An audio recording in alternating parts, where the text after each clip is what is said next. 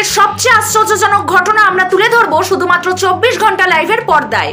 কবর থেকে উধাও মৃতদেহের মাথা। এই ঘটনায় তোলপাড় হয়ে উঠল মুর্শিদাবাদের রানীনগর থানার রামনগর এলাকা। শুনতে অবাক লাগলেও এমনটাই বাস্তব।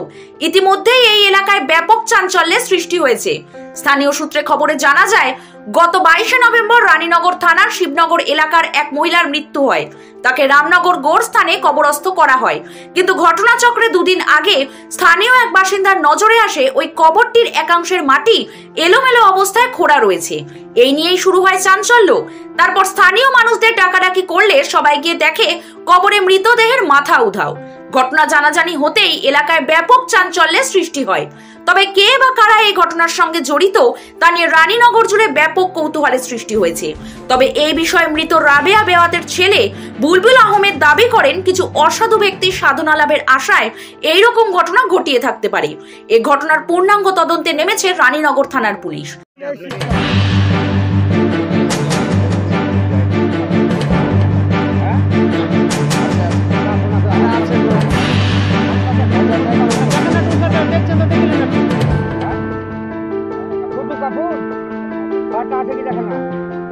দেখলে কোনো অসুবিধা না লড়াও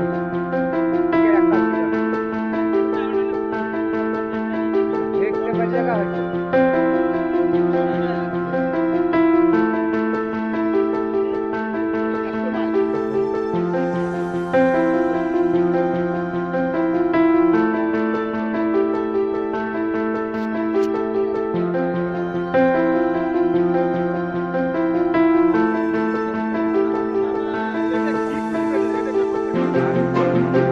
মুর্শিদাবাদ থেকে রথিন সিংহ রায়ের রিপোর্ট, 24 ঘন্টা লাইভ।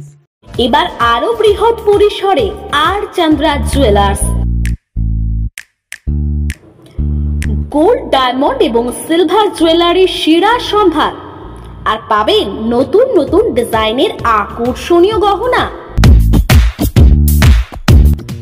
আপনাদের চেনা ঠিকানা স্টেশন রোড, কাঁচরাপাড়া, এক্সপ্রেস বাজারের পাশে আর চন্দ্রা জুয়েলার্স।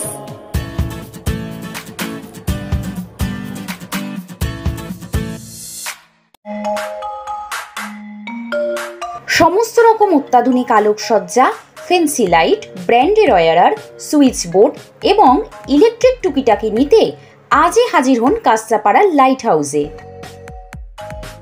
আমাদের এখানে ইউনিক আইটেম বেশি আমরা প্রেফার করছি। কলকাতাতে যে জিনিস কিনবেন বা শিলিগুড়িতে যে আসানসোলে যে জিনিস কিনবেন তার থেকে বেটার কোয়ালিটি, তার থেকে কম দাম। আমরা এখানে ম্যানুফ্যাকচারিং ইউনিট আছে, ওখান থেকে আমরা মাল ডাইরেক্ট এখানে আনছি। যারা আসবেন এই চ্যানেলের মাধ্যম দিয়ে শেয়ার যদি করেন, তাদেরকে আমরা একটা ডিসকাউন্ট দিব। বাহ, তাহলে তো দারুণ ব্যাপার। তাহলে এখনই এই ভিডিওটি শেয়ার করুন আর লাভ নিন। কাঁচরাপাড়া পাশেই হচ্ছে নৈনী মিষ্টান্ন ভান্ডার আর রাজস্বিক রেস্টুরেন্ট আছে, তার ঠিক উল্টো দিকে আমাদের শপটা রয়েছে।